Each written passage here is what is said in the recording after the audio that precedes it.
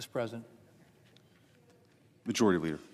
Mr. President, this has been a very long road, quite literally the longest shutdown in history. I am very, very happy to be able to say that we are coming to the end. And before we close today, I want to take the time to say thank you to my staff who have worked around the clock tirelessly now for the past 6 weeks, to the staff of the Appropriations Committee who have played a critical role in getting us to where we are here today, to the cloakroom staff, to every Senate staffer on both sides of the aisle who has spent 41 days coming into work without pay, to custodial staff who, again, without pay, have kept this building and the Senate office buildings livable, to all the institutional staff without whom this place would not run, to the Secretary of the Senate and everyone in her office, the Sergeant at Arms and her team, and the architect of the Capitol and his staff, and everyone on the floor right now making this session happen, and to the men and women of the United States Capitol Police who have shown up during the shutdown day in and day out to protect the rest of us. I'm humbled by and grateful for your service. Mr. President, Majority Leader, those were the opening words that echoed through the Senate chamber as lawmakers gathered to close what had become the longest government shutdown in American history. A moment that was, at once, both solemn and oddly hopeful. After 41 days of gridlock, uncertainty, and political posturing, the government was finally about to reopen. And in that moment, what might have seemed like a procedural speech took on something deeper. It became a reflection of what America looks like when its political machinery stops turning, and the real human cost of dysfunction becomes impossible to ignore. Hey everyone, welcome back to 45th Perspective, the channel where we go beyond the headlines to unpack the politics, power, and people shaping our times. If you're new here, I'd love for you to hit that subscribe button. Give this video a thumbs up if you find it valuable, and consider supporting the channel over on Patreon at patreon.com/45thperspective. You can join for as little as $5 a month. Your support helps us keep making content that's independent, balanced, and deeply researched. All right. I know that the strain of these weeks has been immense, that you all have families, rent to meet, bills to pay, car and mortgage payments. And I'm grateful for all you have done to keep the Senate running, and for all that you do every day, shutdown or no shutdown, to serve the Senate and to serve our country. And with that, after 6 excruciating weeks, I will stop talking and let all of you get some rest. Mr. President, I yield the floor. Let's dive into this. The Senate hearing we're looking at today centered around the official close of a historic government shutdown. The tone wasn't fiery or combative like we sometimes see in Washington. Instead, it was measured, almost weary. The Speaker, a senator, stood there addressing not just their colleagues, but also the hundreds of people who kept the institution functioning through the shutdown. Staffers, custodians, Capitol Police, and committee aides, many of whom had been working for weeks without pay. Now, at first glance, you might think, this is just a thank you speech, a formality. But if you listen closely, it's much more than that. It's a snapshot of how political decisions made in high offices ripple down to the everyday people who hold those offices together. The senator's tone, grateful, almost reverent, served as a quiet acknowledgement of something that politics often overlooks: the human infrastructure behind every vote, every hearing, every televised session of government. To understand why this moment mattered, we need to rewind a bit. The shutdown in question was sparked by a standoff between the executive branch and Congress over budget allocations. Specifically, disagreements about federal spending priorities and policy riders attached to the funding bill. These disputes are nothing new, of course. Shutdowns have become almost a recurring feature of American governance over the past few decades. But this one, lasting 6 full weeks, was record-breaking. And not in a good way. During those 41 days, hundreds of thousands of federal workers were furloughed or forced to work without pay. National parks went unstaffed. Food inspections were delayed. Air traffic controllers reported exhaustion and shortages. Everyday life for many Americans became entangled in the bureaucracy of political leverage. So when the senator took the floor and said, "I am very, very happy to be able to say that we are coming to the end," it wasn't just about relief, it was about exhaustion. Political exhaustion. Public exhaustion. The kind that cuts across party lines. What struck me most about this speech, and what makes it worthy of a deeper look, is that it wasn't a victory lap. It wasn't a partisan jab. It was a thank you. And in Washington, thank yous are rare currency, especially after a fight like this. The senator went down a long list.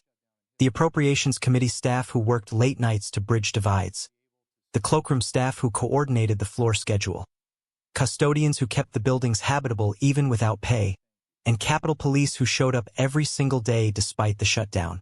It was, in many ways, an acknowledgement of unseen labor, the kind that doesn't make headlines but makes governance possible. Now, let's pause and talk about what's really being said here. On one level, yes, it's gratitude. But on another, it's an indictment of how political dysfunction hits hardest at the bottom.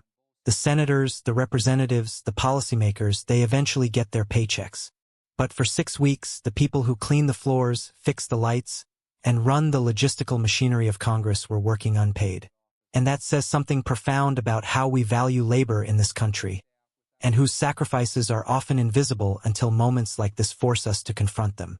When the senator said, "I know that the strain of these weeks has been immense, that you all have families, rent to meet, bills to pay," that line hit hard, because it bridges the gap between policy and people, between the abstractions of a government shutdown and the lived reality of an unpaid worker trying to stretch groceries, delay rent, or explain to their kids why the next paycheck is uncertain. Now, depending on where you sit politically, your interpretation of this shutdown might differ. Supporters of the executive branch might argue that the standoff was a necessary assertion of priorities, that sometimes standing firm on principle is worth temporary discomfort. Critics, on the other hand, might argue that no principle justifies holding ordinary workers hostage to political negotiations. And in truth, both perspectives reveal something about the complexity of governance in a divided nation. From a factual standpoint, government shutdowns occur when Congress fails to pass, or the president refuses to sign, appropriations bills that fund federal operations. Legally, many essential services must continue even without funding, meaning certain workers are required to show up despite not being paid until the government reopens. It's a strange, almost paradoxical form of patriotism. The government literally depends on unpaid labor to sustain itself during a political impasse. And that's where this speech becomes so important. Because while it doesn't take sides, it does something arguably more radical. It humanizes. It steps back from the partisanship and looks at the toll. The senator doesn't name names. There's no finger-pointing. Instead, there's recognition, a moral acknowledgement that every decision made in those marble halls has human consequences. And that's a message worth holding on to in an age where outrage often drowns out empathy. Let's also talk about symbolism for a second. The Senate floor is a stage where power and policy intersect. Every speech, every gesture, every word is loaded with subtext. So when a senator uses that stage not to score political points, but to thank custodial workers and Capitol Police, it reclaims a little bit of dignity for the institution. It reminds viewers, especially those disillusioned with government, that there's still space for decency amid dysfunction. That said, we also can't ignore the political undertone of timing. Gratitude speeches like this often come at the close of contentious battles. They serve both as closure and as soft resets, ways for leaders to recalibrate tone before the next round of debates. Some might argue that the senator's words were as much about optics as they were about sincerity. After all, public acknowledgement can soften criticism.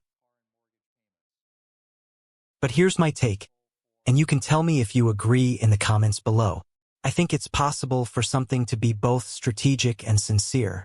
In politics, motives are rarely pure, but authenticity can still break through, even if it's wrapped in protocol. You could hear it in the voice, in the phrasing. This wasn't a detached recitation. It was someone genuinely tired of the fight, humbled by the cost, and trying, in their own limited way, to express thanks. Now let's zoom out a bit. What does this say about the broader political climate in America? Well, the government shutdown wasn't just a budgetary dispute. It was a symptom of deeper dysfunction. Polarization has become structural. It's not just disagreement anymore, it's institutional gridlock. Each side digs in, waiting for the other to blink, while ordinary Americans pay the price in delayed paychecks, suspended services, and lost trust. In that context, this Senate speech becomes almost therapeutic. A reminder that governance isn't just about winning, it's about maintaining a functioning democracy.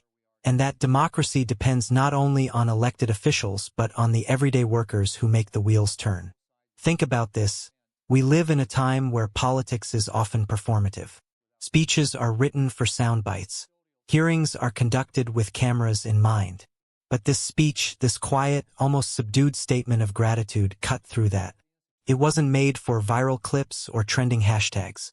It was a return to something we rarely see anymore, humility in leadership. And that humility, even if momentary, matters.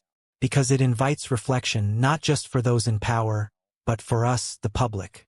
What kind of government do we want to sustain? One that weaponizes shutdowns as negotiation tactics?